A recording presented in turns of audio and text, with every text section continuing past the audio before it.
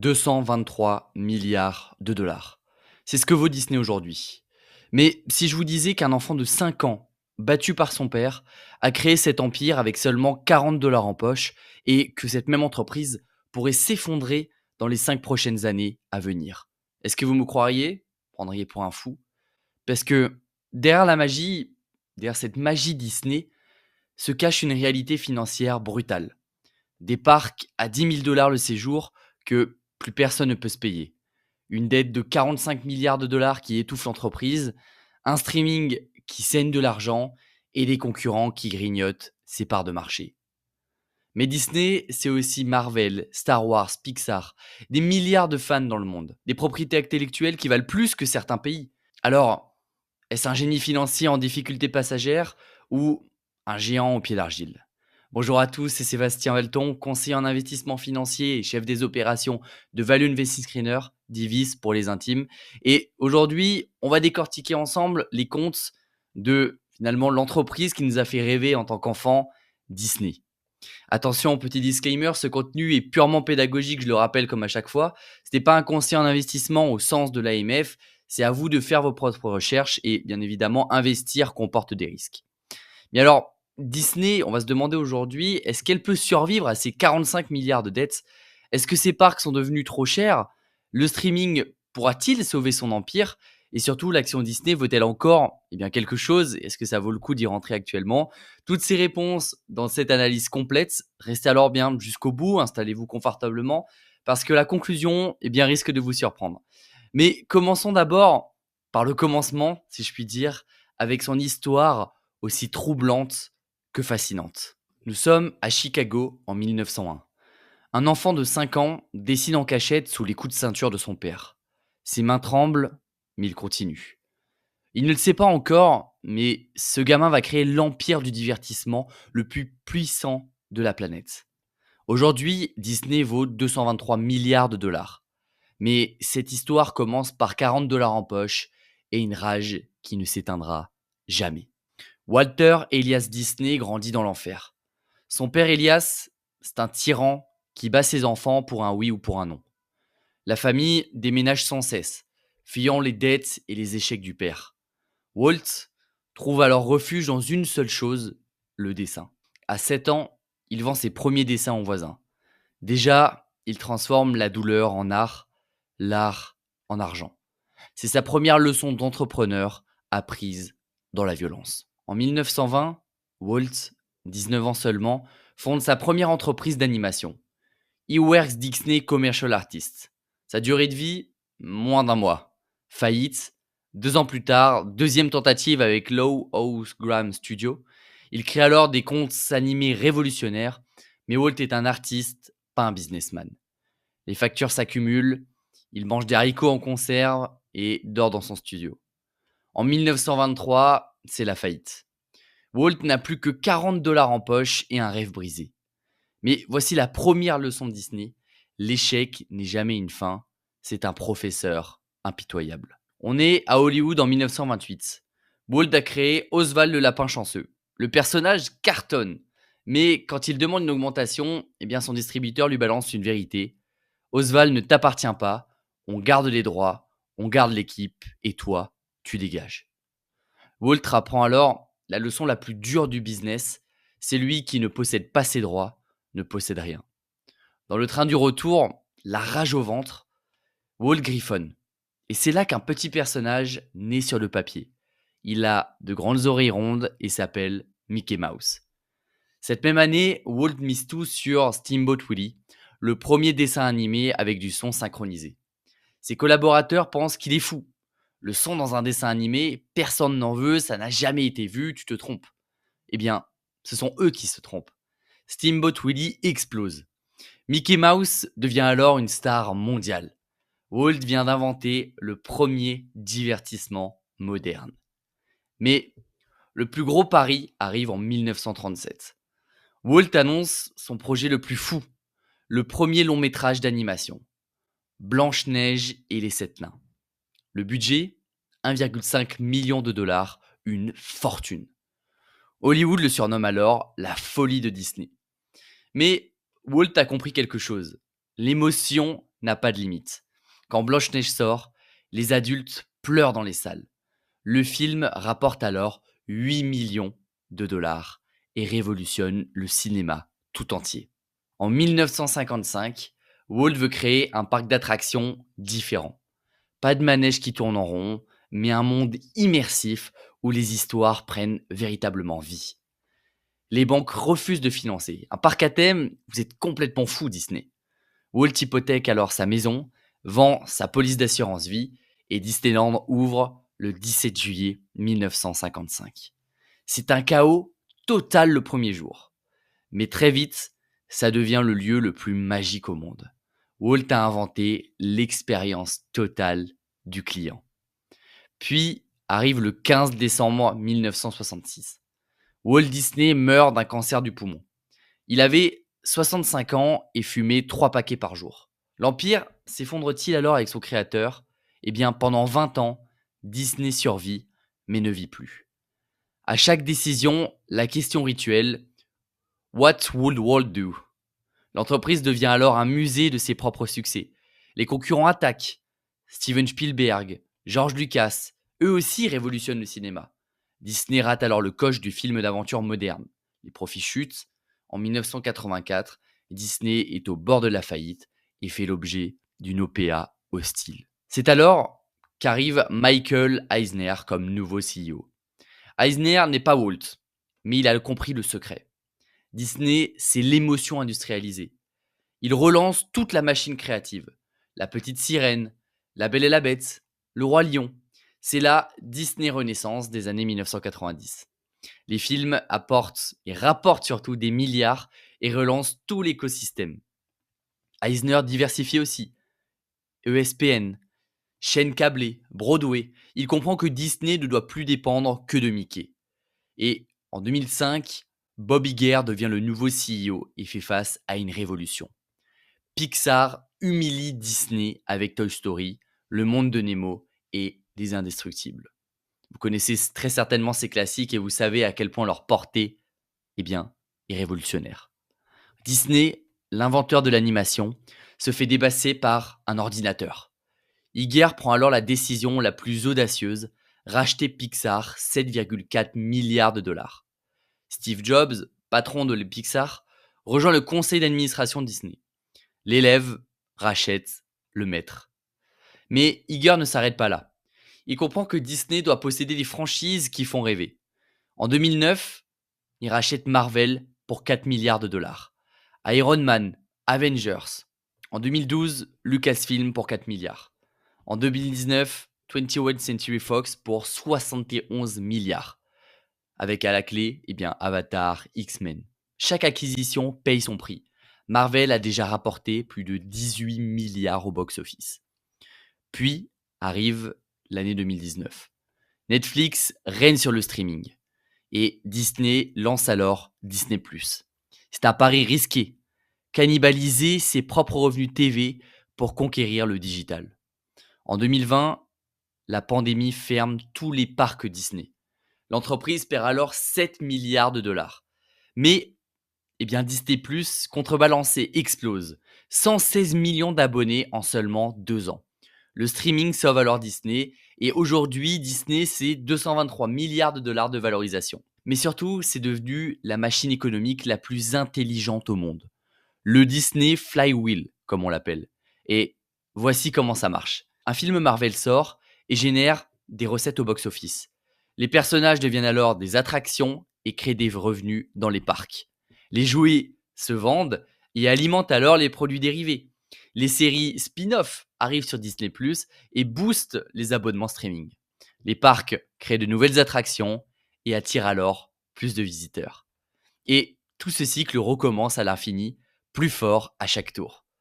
L'Empire repose alors sur 4 piliers. Les studios Disney, Pixar, Marvel, Star Wars et 20th Century.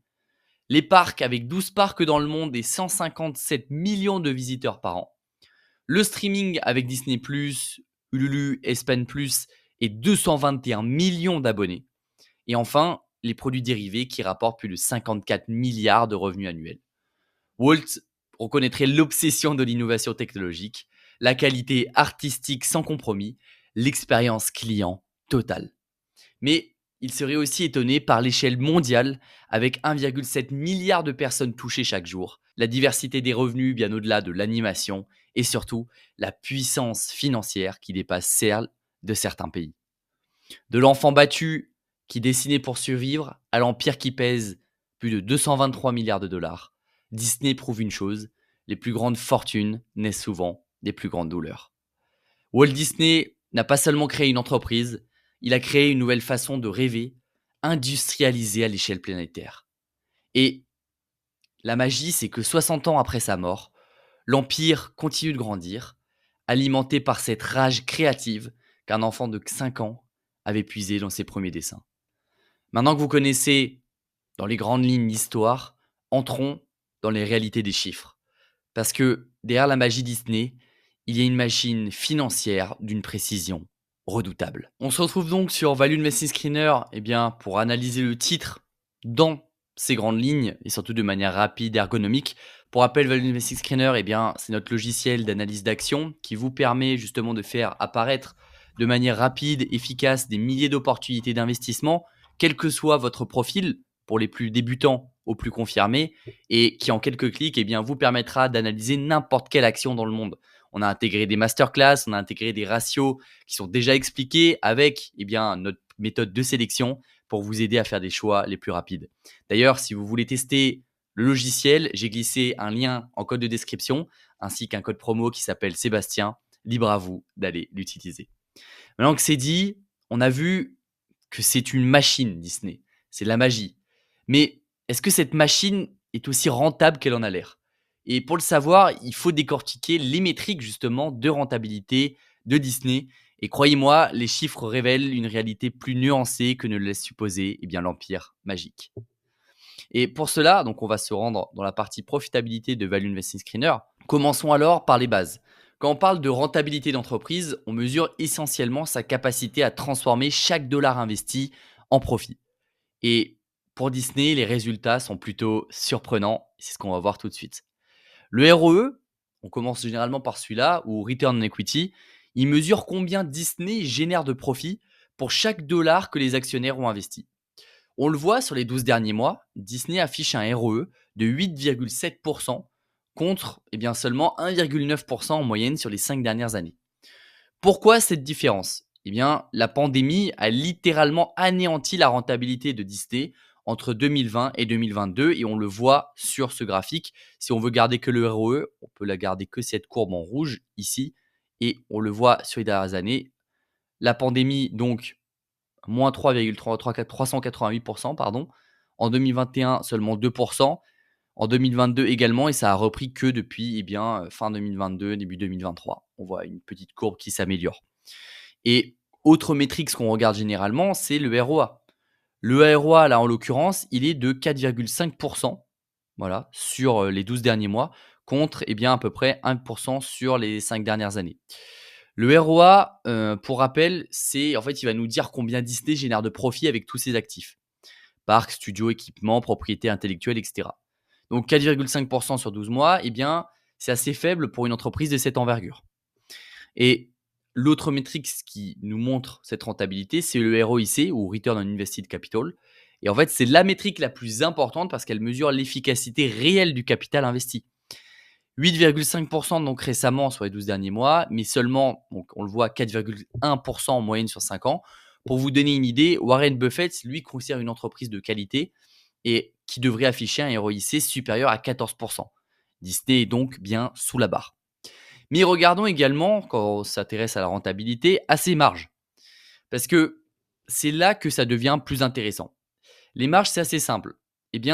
Sur chaque dollar de chiffre d'affaires, combien Disney garde-t-il en profit?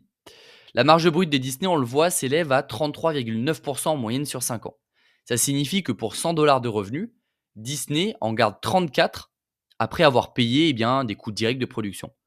Et c'est assez décevant, surtout comparé à la médiane du secteur qui est à plus de 53%. C'est-à-dire que Disney, en fait, quand on fait des recherches d'ailleurs pour ça, Disney est en fait 30% en dessous. Et pourquoi? Parce que les parcs à thème coûtent une fortune à maintenir et les films nécessitent des budgets pharaoniques. La marge d'exploitation, elle nous dit combien Disney garde après tous les coûts opérationnels. Le résultat ici, c'est 8,4% en moyenne sur 5 ans. Là, c'est un peu mieux quand même, parce que Disney bat la médiane sectorielle de plus de 42%.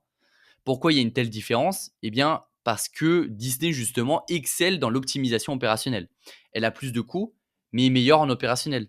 C'est-à-dire qu'en fait, l'entreprise sait faire tourner ses parcs, ses studios, ses chaînes de télévision, avec une efficacité qui est redoutable. Enfin, on a la marge nette. 2,1% en moyenne sur 5 ans.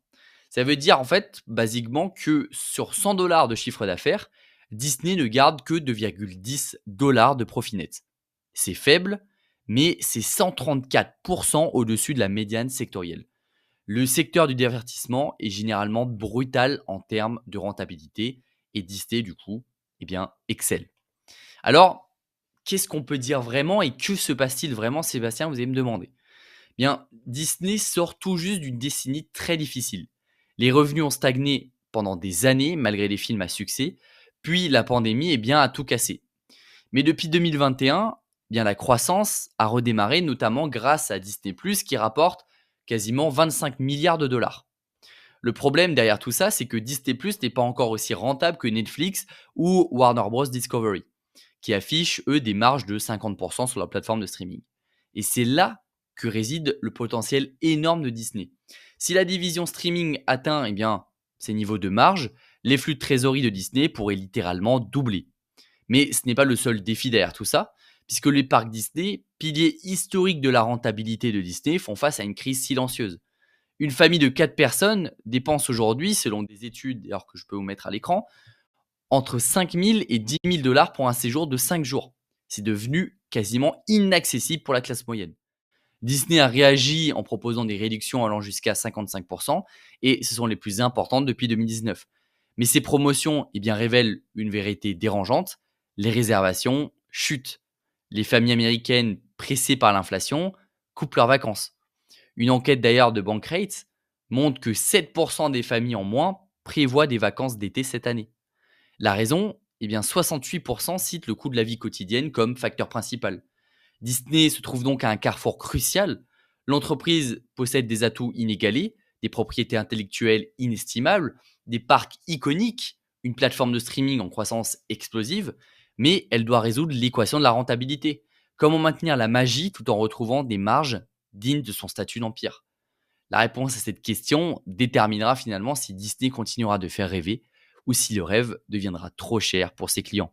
Et d'ailleurs, à cette optique-là, j'aimerais bien avoir votre avis en commentaire. Maintenant que c'est dit, est-ce que Disney grandit-elle vraiment? Parce que c'est bien beau d'avoir des marges, encore faut-il que les revenus suivent.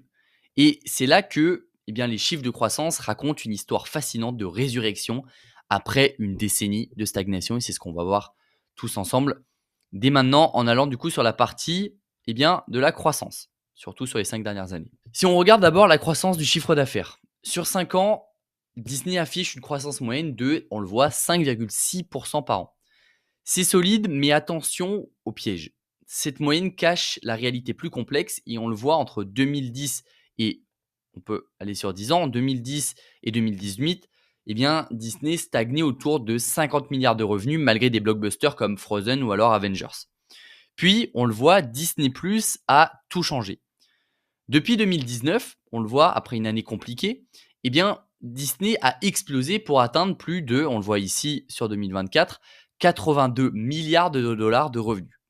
Le streaming a littéralement réinventé la croissance de Disney. La croissance de résultats bruts suit à 3,5% par an sur 5 ans, ce qui est plutôt cohérent avec l'augmentation des coûts de production liés à toutes ces nouveautés. Mais attention, le résultat net, lui, on le voit, là c'est un point négatif, chute de 13,8% par an. Comment est-ce possible, Sébastien? C'est là qu'intervient un concept crucial, c'est la dépréciation et amortissement. Laissez-moi vous l'expliquer de façon assez simple. Quand Disney construit une nouvelle attraction, à 500 millions de dollars par exemple, cette attraction ne perd pas sa valeur d'un coup. Elle, ce qu'on appelle, se déprécie, et ça sur plusieurs années. Comptablement, ça veut dire que Disney étale cette dépréciation sur 20 ou 30 ans. Le résultat derrière, c'est que chaque année, Disney doit déduire une partie de cette valeur de ses profits. Plus Disney investit massivement dans de nouvelles attractions, nouveaux films, nouvelles technologies, plus, eh bien, la dépréciation explose. C'est exactement ce qui s'est passé avec Disney. L'entreprise a investi des dizaines de milliards eh bien, dans Disney+, les parcs, les acquisitions Marvel et Star Wars, et résultat derrière, eh bien, les bénéfices nets ont chuté des 2 tiers. Mais il y a aussi quelque chose, c'est les frais SG&A, ce qu'on appelle pour Sales General Administrative. En français, ça veut dire, eh bien, c'est tous les coûts pour faire tourner l'entreprise. Marketing, salaire des dirigeants, frais de siège. Disney a littéralement explosé ses coûts pour lancer Disney Plus et intégrer ses acquisitions. Normal, mais ça plombe encore une fois les bénéfices nets. Et d'ailleurs, cette explosion des coûts se voit après 2020. On le voit déjà au niveau des CAPEX et après, on le voit également sur les dernières années, se maintient quand même à un niveau de plus de 60%, ce qui est quand même assez colossal. 60% du résultat brut, encore une fois. Donc, tout ça, ça a plombé les bénéfices nets, mais heureusement, il existe une métrique bien plus révélatrice de tout ça, c'est le flux de trésorerie disponible, ou free cash flow. Et qu'est-ce que ça veut dire? C'est l'argent réel que Disney génère après avoir payé eh bien, tous ses coûts et ses investissements. C'est l'argent finalement qui reste vraiment dans les poches de Disney, celle qu'elle peut redistribuer aux actionnaires ou alors réinvestir. Et là, on le voit, eh bien, Disney affiche une croissance de 37,7% par an sur les 5 dernières années, ce qui est phénoménal. Pourquoi cette différence avec le résultat net? Eh bien, on l'a vu, c'est parce que la dépréciation, c'est un coût comptable, mais pas un coût réel. Disney n'a pas à sortir de l'argent pour la dépréciation. C'est juste une écriture comptable et ça, c'est vraiment à prendre en compte. Mais le plus important, c'est que Disney vient de démontrer une capacité de récupération extraordinaire. En 2020, le flux de trésorerie disponible, eh bien, ces flux-là ont chuté de 86%, notamment à cause de la pandémie. Les parcs fermés, c'était l'hémorragie totale, si je puis dire. Mais en 2023, eh bien, Disney a généré plus de 7,5 milliards de dollars de flux de trésorerie disponible, soit bien plus qu'avant la pandémie. Cette capacité de rebond révèle la puissance du modèle économique Disney et c'est tout simplement phénoménal. Pourquoi les flux de trésorerie disponibles est si important? Eh bien parce que c'est la vraie mesure de la santé financière, je le rappelle encore une fois, et c'est très important. Une entreprise peut afficher des bénéfices nets artificiellement gonflés ou plombés par sa comptabilité, mais le cash, lui, ne ment pas. Et Disney, c'est une entreprise qui génère du cash à un rythme impressionnant. Cette croissance explosive des flux de trésorerie révèle quelque chose alors bien de très important. Disney sort plus fort de chaque crise. La pandémie a accéléré la transition vers le streaming, optimisé les coûts, modernisé les parcs. Disney Plus compte alors 116 millions d'abonnés et génère plus de 25 milliards de revenus. Les parcs, une fois rouverts, ont retrouvé leur rentabilité avec des prix plus élevés, mais une expérience véritablement premium. Mais attention, cette croissance fait face à des vents contraires. Les consommateurs deviennent plus sensibles au prix. McDonald's, par exemple, voit ses ventes chuter après des années d'augmentation de prix. Taco Bell et Chili's, qui misent sur la valeur, explosent. Disney doit donc apprendre de cette leçon. La magie a un prix. Mais ce prix ne peut pas être infini. Et il faut trouver justement un juste équilibre. La question cruciale devient alors, Disney saura-t-elle maintenir cette croissance exceptionnelle tout en gérant la pression sur les prix? Parce que derrière les chiffres impressionnants se cache un défi existentiel, rester accessible tout en finançant l'innovation constante que demande son empire du divertissement. Maintenant qu'on a vu tout ça, c'est derrière cette croissance notamment impressionnante de son flux de trésorerie disponible se cache une réalité beaucoup plus sombre.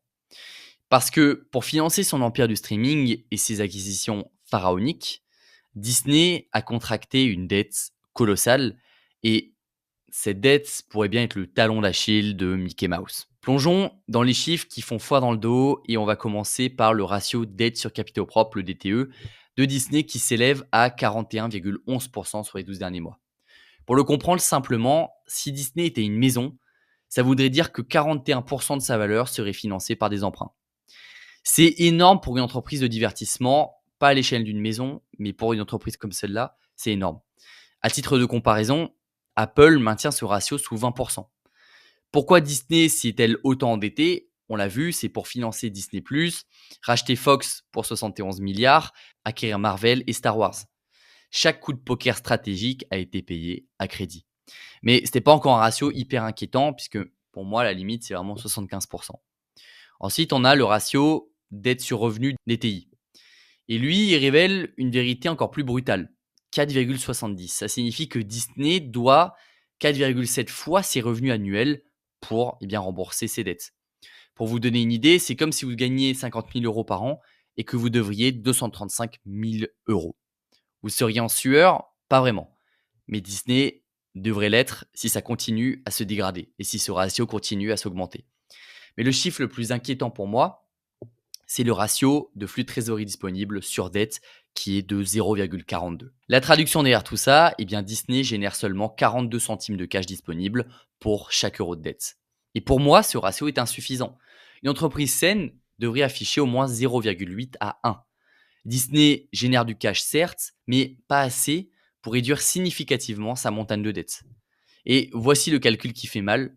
Sur les 5 derniers exercices fiscaux, Disney n'a généré que 18 milliards de dollars de flux de trésorerie disponibles. Sa dette totale, elle, s'élève, quand on va regarder dans les chiffres, à 45 milliards de dollars. À ce rythme, il faudrait 12 ans à Disney pour rembourser intégralement sa dette si elle y consacrait 100% de ses flux de trésorerie. Évidemment, c'est impossible parce que Disney doit continuer à investir, maintenir ses parcs et surtout financer ses films. Passons maintenant au ratio de liquidité qui mesure la capacité de Disney à honorer ses obligations de court terme. Et là, on a le current ratio et le quick ratio pour ce faire. Le current ratio, ou comme on l'appelle, comme on aime à l'appeler, ratio de liquidité générale, on le voit sur les 12 derniers mois, s'élève à 0,67. Ce que ça signifie, c'est que Disney possède 67 centimes d'actifs liquides pour chaque euro de dette à court terme. Et c'est bien évidemment en dessous du seuil de sécurité de 1. Disney pourrait alors avoir des difficultés à payer ses factures immédiates si les revenus se tarissaient brutalement. Ce n'est dans les réalités pas un problème pour le moment, puisque c'est une entreprise qui tourne bien, mais ne sait-on jamais et surtout ne jamais dire jamais. Le quick ratio, lui, est encore plus strict parce qu'il exclut les stocks et on l'a vu, on le voit, il tombe à 0,61 sur les 12 derniers mois. C'est assez préoccupant. Ça veut dire que Disney dépend énormément de ses flux de revenus réguliers pour maintenir sa liquidité. Une nouvelle pandémie ou une crise majeure pourrait mettre l'entreprise en difficulté de trésorerie. On a enfin le ratio intérêt sur résultat d'exploitation qui révèle que Disney consacre 14,61% de ses bénéfices opérationnels au paiement des intérêts de sa dette. C'est gérable, mais c'est quasiment 15% qui ne peuvent pas être réinvestis dans de nouveaux projets ou redistribués. Il faudra donc surveiller tout ce bilan à long terme. Parlons maintenant d'un autre aspect crucial pour les investisseurs, c'est le dit dividende de Disney. Et là encore, l'histoire devient plus révélatrice de la situation financière de l'entreprise. Pour ça, on va donc dans la partie dividende. Et qu'est-ce qu'on voit à première vue? Le dividende, pour rappel, c'est la part des bénéfices qu'une entreprise redistribue à ses actionnaires. C'est comme si vous voulez un salaire que vous recevez pour avoir investi dans l'entreprise. Plus le dividende est stable et croissant, plus cela témoigne d'une entreprise confiante dans sa capacité à générer des profits durables. Regardons l'évolution ensemble du dividende de Disney sur les 5 ou plutôt les 10 dernières années. Et qu'est-ce qu'on remarque là-dedans? De 2016 à 2019, Disney est un modèle de régularité. Le dividende grimpait année après année et pour avoir fait des recherches, il est passé de 0,86 $ en 2014 à 1,76 $ par action en 2019. Une croissance donc de plus de 100% en quelques années. C'était donc le symbole d'une entreprise prospère qui partageait généreusement ses succès avec ses actionnaires. Puis, 2020, la pandémie a frappé et Disney a été pris de plein fouet. Et l'entreprise a donc pris une décision drastique, suspendre complètement le dividende de 1,76 $ à 0 $. Pour vous donner une idée, c'est comme si votre employeur vous annonçait soudainement qu'il ne peut plus vous payer votre salaire. Les actionnaires qui comptaient sur ces revenus réguliers se sont retrouvés les mains vides. Cette suspension n'était pas qu'un simple ajustement, c'était un signal d'alarme. Disney avait besoin de conserver chaque dollar, surtout pour survivre à la crise.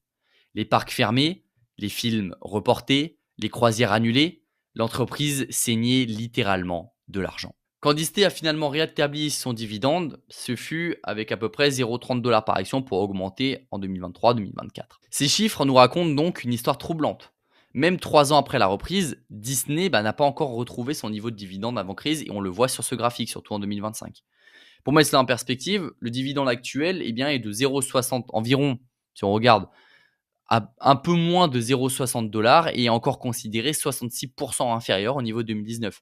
C'est comme si une entreprise qui vous payait 100 € par mois vous disait maintenant, bon désolé, on peut que vous donner 34 €, mais ne vous inquiétez pas, on travaille dessus. Et face à cette situation embarrassante, Disney a adopté une nouvelle stratégie qui pourrait donner de l'espoir. Et ça s'appelle les rachats d'actions. L'entreprise donc a annoncé un programme de 3 milliards de dollars pour acheter ses propres actions. Et c'est une technique financière astucieuse parce qu'en réduisant en fait le nombre d'actions en circulation, on augmente mécaniquement la valeur des actions restantes pour les actionnaires actuels. Le payout ratio, quand on le regarde, il est de 9,17% actuellement et il nous dit que Disney ne distribue que 9,17% de ses bénéfices sous forme de dividendes.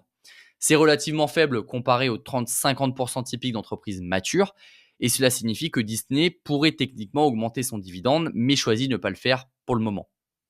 Cette politique de dividende révèle plusieurs choses préoccupantes.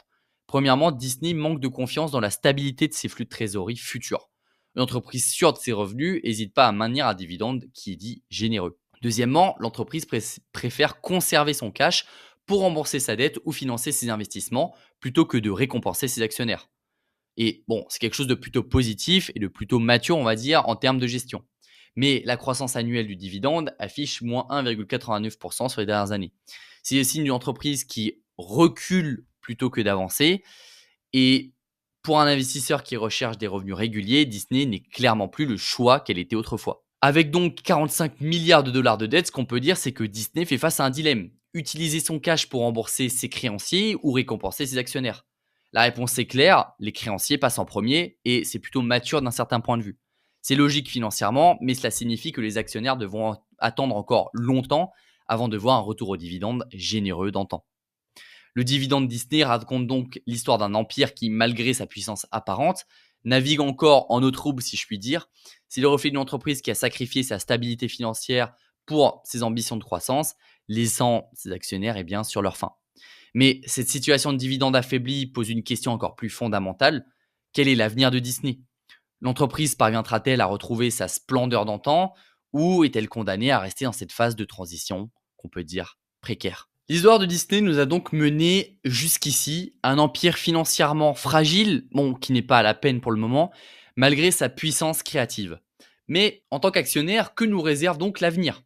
Les défis qui se dressent devant Disney sont multiples et complexes et ils pourraient déterminer si l'entreprise retrouvera sa grandeur ou alors continuera à décliner. Le premier défi majeur touche au cœur même de l'identité de Disney, l'accessibilité de ses parcs. Les dépenses dans les parcs représentent souvent l'indicateur le plus révélateur de la santé financière future de Disney. Et les signaux aujourd'hui sont assez préoccupants. Aujourd'hui, une famille de 4 personnes doit débourser, comme je vous l'ai dit avant, entre 5 et 10 000 dollars pour un séjour de 5 jours à Disney World, transport et repas inclus. C'est plus que le salaire mensuel médian de nombreuses familles américaines.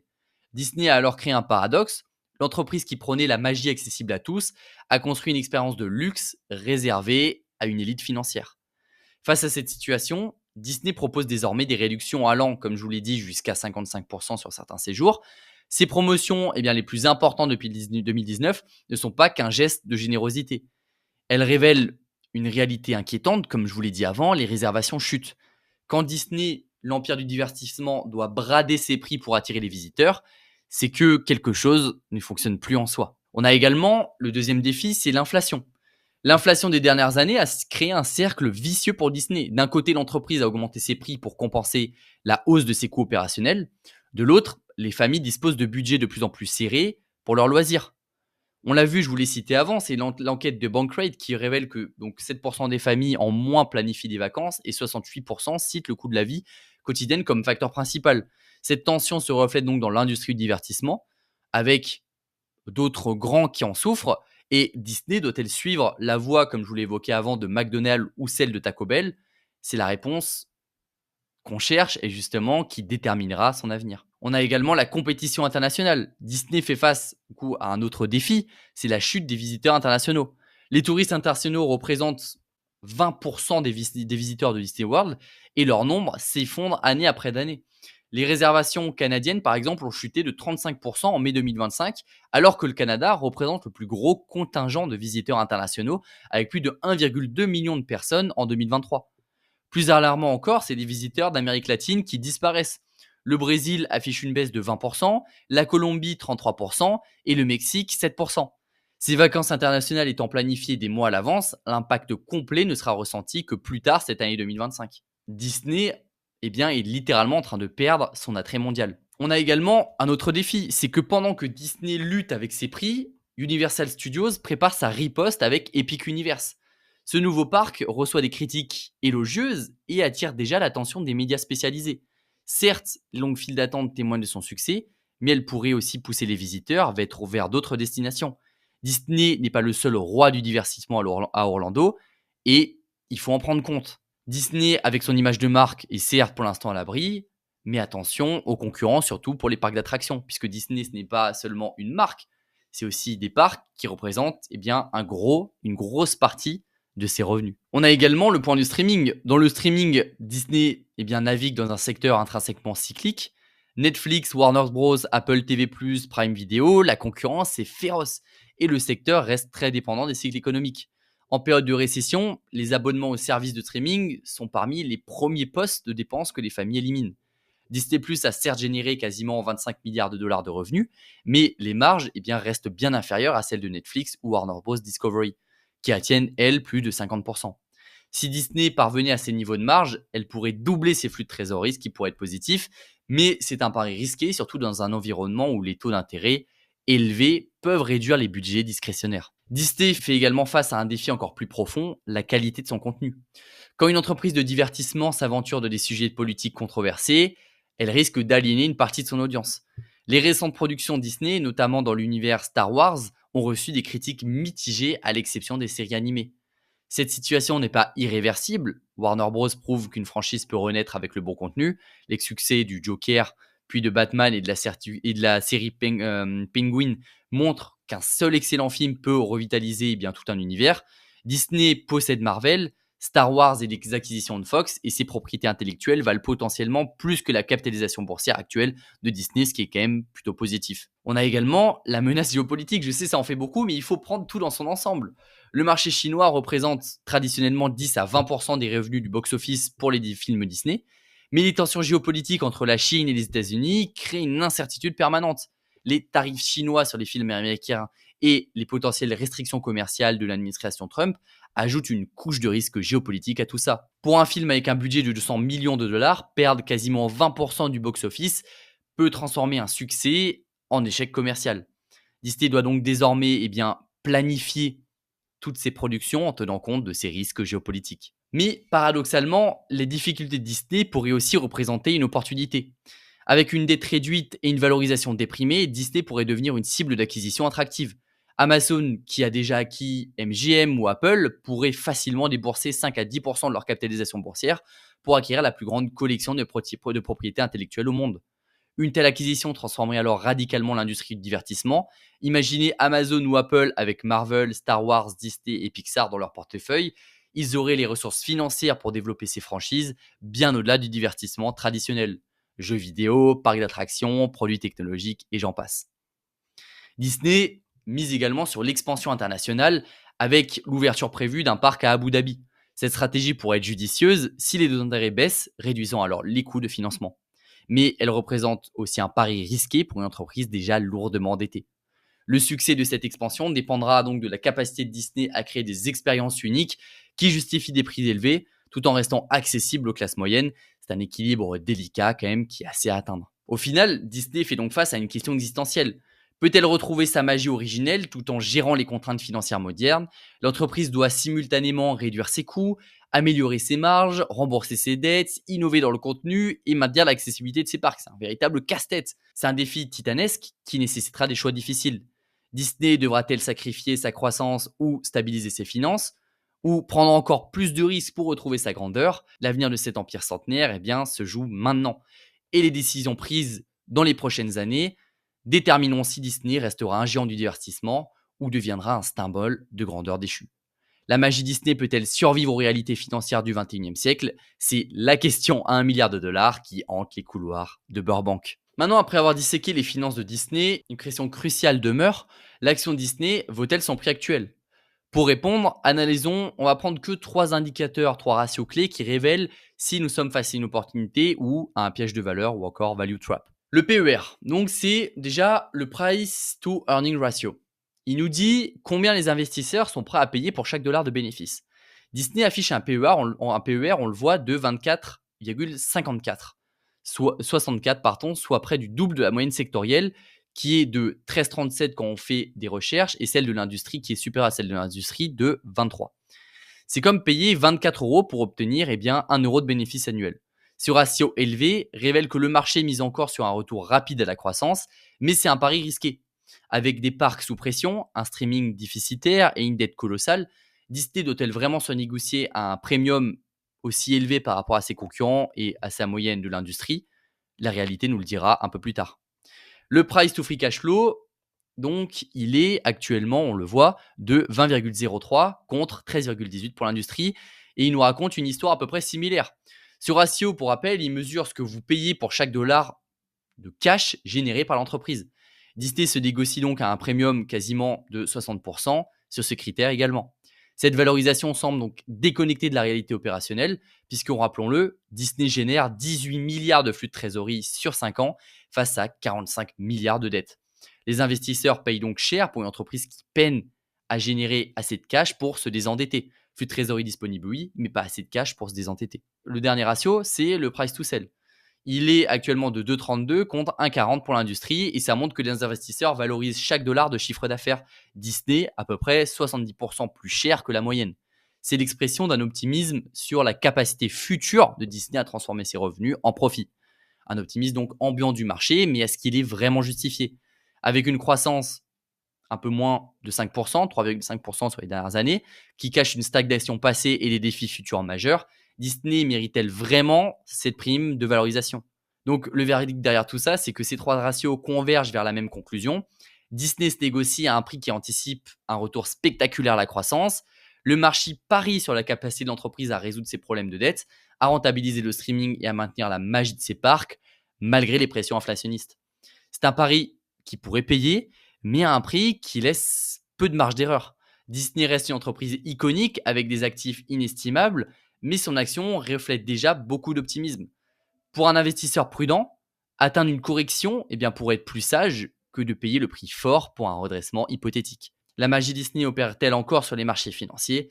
Les ratios suggèrent que oui, mais peut-être un peu trop. Donc en conclusion, que peut-on dire? Disney, génie ou déclin? Après cette analyse approfondie, voici mon verdict n'engage que moi. Disney traverse sa crise la plus profonde depuis sa création. 45 milliards de dettes, des parcs trop chers, un streaming plutôt déficitaire. Mais l'entreprise, d'un autre point de vue, possède les propriétés intellectuelles les plus puissantes au monde. Marvel rapporte quasiment 18 milliards au box-office, Star Wars reste une mine d'or inexploitée et Disney Plus compte 116 millions d'abonnés. Le problème derrière tout ça, Disney se négocie déjà comme si tous les problèmes étaient résolus. PER à 24 contre 23 pour le secteur, 13 pour ses concurrents. L'action anticipe un miracle qui n'est pas garanti. Et ça, c'est très risqué en investissement, surtout pour les investisseurs long terme que nous sommes. Disney peut rebondir, mais à ce prix, le risque dépasse largement l'opportunité. Et vous, dites-moi si vous investiriez dans Disney aujourd'hui. Laissez un petit commentaire si vous pensez que la magie peut encore opérer ou est-ce que si Disney est un peu trop cher. Et si cette analyse vous a plu, n'hésitez pas à vous abonner, à liker et à partager la vidéo pour justement plus de décryptage d'entreprises iconiques. N'hésitez pas d'ailleurs à me dire en commentaire quelle entreprise vous aimeriez que j'analyse dans les prochaines vidéos. C'était Sébastien sur la chaîne Vis et je vous dis à très bientôt pour continuer à parler long terme.